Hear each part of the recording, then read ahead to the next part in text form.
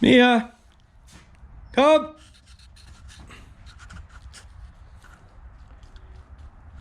This one. Come on, old girl. Want to go for a ride? Sit. Good girl. You want to go for a ride?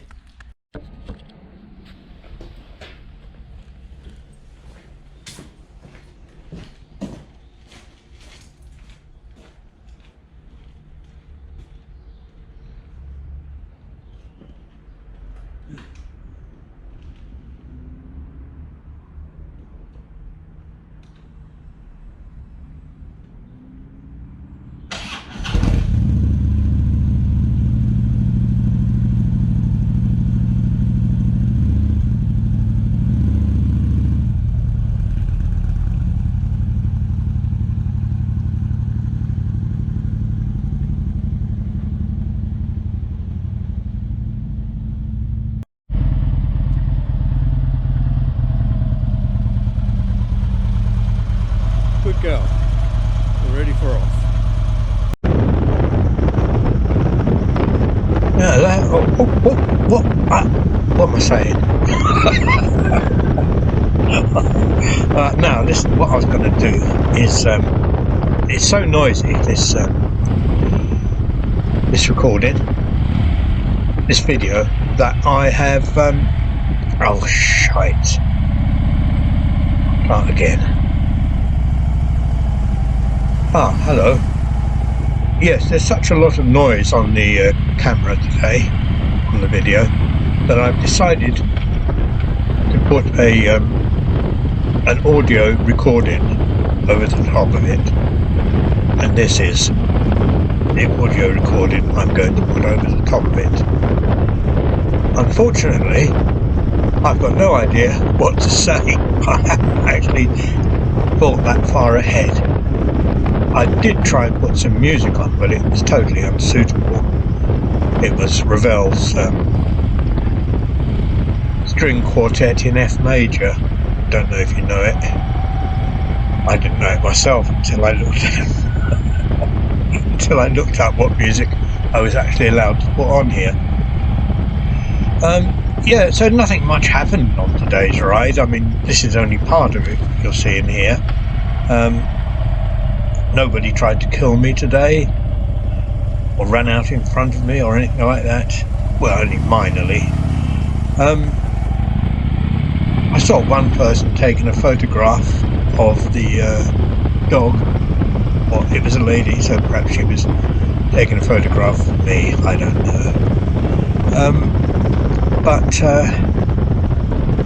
Yeah, so this segment of the video is 17 minutes long, so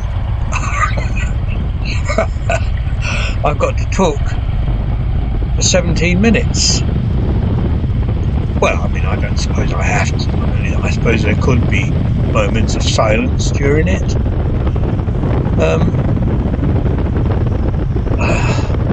I know what I'll do. I'll pause it here and try and think of something. I won't be long. Oh, it's me again. Yeah, I'm back. You know what? There's an advert for ladies' lingerie on my YouTube page. Why? Absolutely outrageous. I haven't been looking at ladies' underwear. I thought these ads were generated by the things we show an interest in. I have not, I repeat, not been perusing ladies' lingerie on the internet. This particular advert shows a pretty and vivacious young woman wearing a rather fetching bra and panties matching set in pale blue with rather exciting lacy edging. Not that I'm interested, of course when I say excited, I'm not referring to my own reaction to it, but I suppose some people might find it exciting. The material is satin as far as I can make out. I tried to zoom in for a closer look, but it just made the picture blurry. Not that I'm at all interested. Sadly, I can't remember the last time I saw a pair of knickers. Not on this computer, or in real life. Well, except I have seen knickers on a washing line. But when this happened, I quickly avert my eyes, just in case anyone sees me accidentally looking interested, thinks I'm a knicker fetishist. Oh, mate. Made myself cough there. Anyway, the reason I mention this lingerie advert is, if it comes up on your computer when you watch my videos, I want you to know I don't look at ladies' underwear pages on the internet, okay? Not that there's anything wrong with doing that. I mean, you know, whatever floats your boat and all that. Very exciting to look at some of those ladies, especially in my opinion, the fuller figured ones. Not that I do look. Live and let live, that's my philosophy. But anyway, that advert, it's nothing to do with me, okay? Nothing at all. Let's leave it there, okay? The subject, I mean, not the advert. I'm going to tell you a story I wrote. It's a shaggy dog story. It's called The Smell of Wet Dog. It is not commonly known that the well-known and frequently experienced wet dog smell was invented in the early 1950s by a Mr. Wilbur Smith of Manchester, an area of England commonly referred to by posh southerners as up north. Well, no, they don't say up north, they say up north. Posh. Mr. Smith, or Wilbur to his friends. Actually, I should call him Mr. Smith, as I didn't know him personally. Although, as he is now deceased, perhaps it won't matter how I refer to him. In that case, he shall herewith be called Wilbs. No, that might be a familiarity too far. I'll tell you what, I'm going to call him Smithy. I'm sure that's what he would have been called at school by his friends. Now, Smithy was married to a dog lover by the name of Lillian, known affectionately by her friends and family as Lil. Although I didn't know her personally, and as she too is now deceased, I shall also refer to her as Lil. I would not, of course, do this if I was a member of polite society. It's just not done to shorten a lady's name. However, I do not consider myself to be part of the polite society hierarchy. It's a good word, isn't it? Hierarchy. So, Lil it is then. Anyway, rumour has it that she wasn't a lady. Let's not go there for the moment. As you know, I'm a stickler. I'll keep it to the point. Smithy, or, oh, what the heck, let's go for it, he'll never know, will be, always referred to his wife as the dragon, or when feeling warmer towards her indoors. He normally only did affection when trying to cajole Lil out of some of the housekeeping money. He did this to fund his sordid and seemingly uncontrollable habit of drinking beer in a local pub. Lil, unfortunately, was often confined to her bed due to an undiagnosed illness that caused her legs to give way without warning. This sad state of affairs had only recently started, though happily it coincided with the arrival of a new and handsome young doctor who had set up practice locally. Lil was a regular and lucrative patient, and the young doctor spent a good deal of his time with her, prodding and poking and manipulating her long legs into many different positions as he tried desperately, vigorously and conscientiously to deal with her complex needs. Wilbs, Smithy, was, because of Lil's mysterious infirmity, now called upon more and more to walk the dogs, a chore he detested, not least because it kept him from his beer drinking. He began to take the dogs to the pub with him, and sorely neglected to exercise them. Lil, noticing that the dogs were gaining weight, soon cottoned on to what Wilbs was doing. When she noticed the dogs were smelling strongly of beer and cigarette smoke. Furious, she threatened to stop his allowance unless he started exercising the dogs properly. Actually, she had no intention of doing this. She wanted Smithy out of the house during the doctor's frequent visits. Wilby, however, was oblivious to this fact, and in a state of utter depression at the thought of a life without beer money, devised a plan. Using stagnant pond water, cow manure and dead hedgehog, he concocted a mixture that perfectly reproduced the pungent and unmistakable aroma of wet dog. He always kept this mixture with him, carried in a hip flask. All he had to do was remember to splash some onto the dogs before going home. This subterfuge worked a treat for several months, till one evening tragedy struck. Smithy, Wilby, left the flask at home. Completely forgot about it.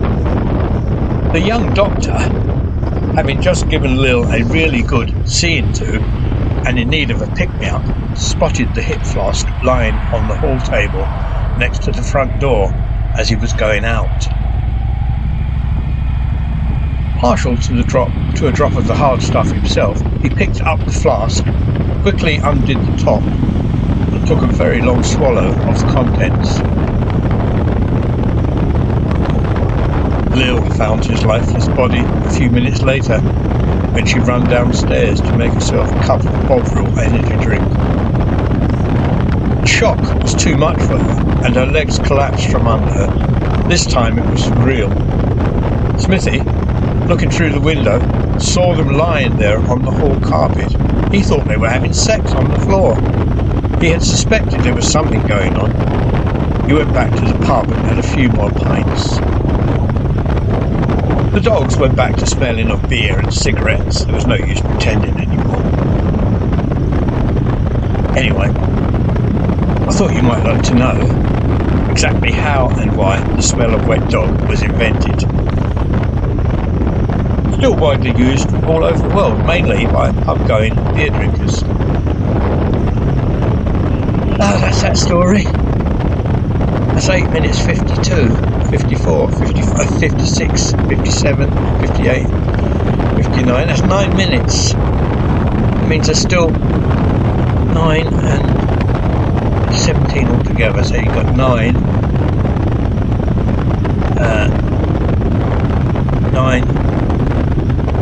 8 minutes. Well, it's now 9 minutes and stuff, so I've got about 8 minutes to make up.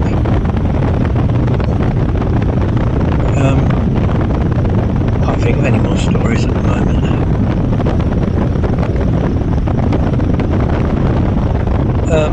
Yeah, it was quite a nice ride out, but as I say, nothing much happened of any interest. Still quite hard work driving the motorbike, but I'm enjoying it. Don't get me wrong, I do enjoy it, and you know, it's nothing wrong with a bit of a upper body workout when you're my age. 74, you know. I don't know if I told you that. Yeah, next time I'll remember to put the microphone on, the proper microphone that I attached the other day. I attached it to my beard. See, because that's got a that microphone has got a wind shield on it. A furry thing you stick over the top of the microphone and cuts out the wind noise. I tried adding music, as I say, but that really was rubbish.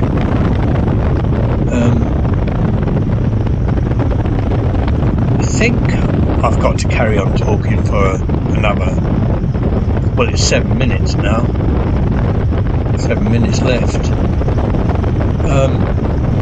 What have you been up to today? Anything interesting? I'm still having trouble getting this bike into neutral. It is, as someone suggested, it is a little bit easier when I use the hill shifter to do it. I suppose it's just me being heavy-footed if it goes in with the hill shifter, not my toe. I don't think it is to do with having too much fluid in the clutch, whatever, chamber, pot, whatever it is, the fluid goes in. You remember the old days when motorbikes were very, very simple, and well, I can't ever remember putting any oil in the clutch. I suppose you did, but mind you, I can't remember putting any oil in anywhere. I'm not talking about two-strokes either. I did once have a two-stroke, a little moped.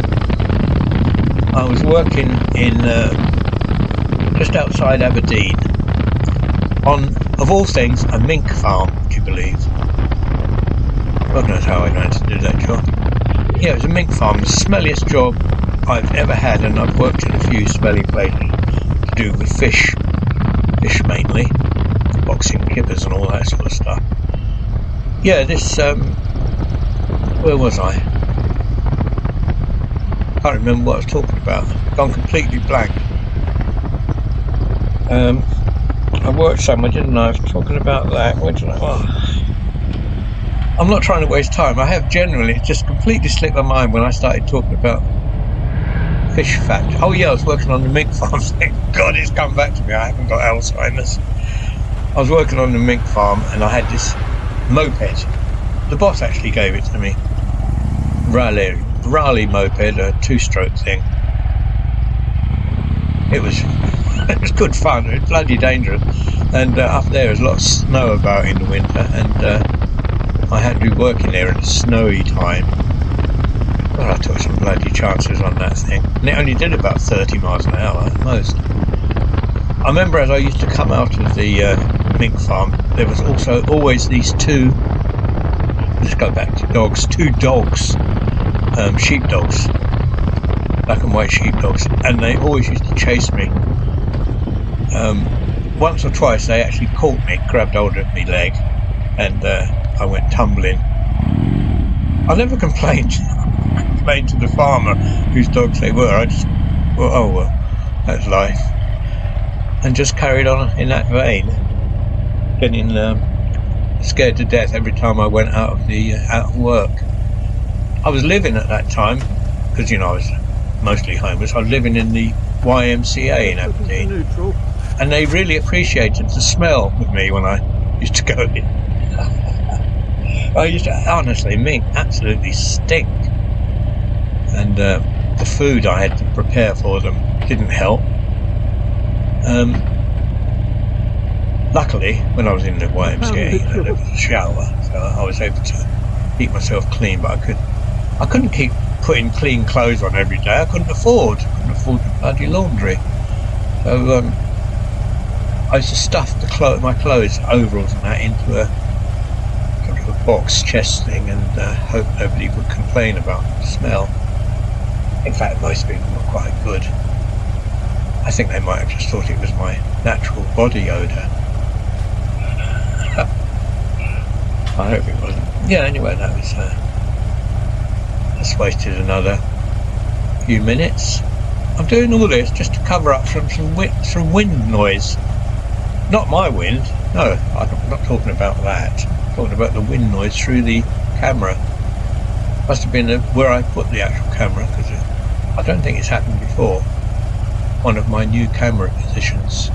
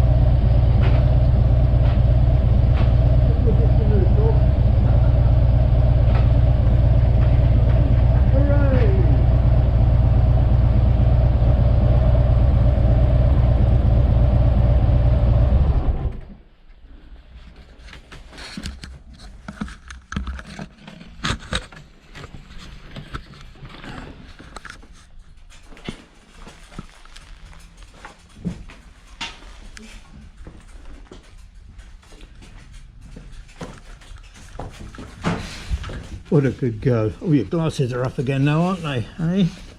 Wait a minute. There we are. There.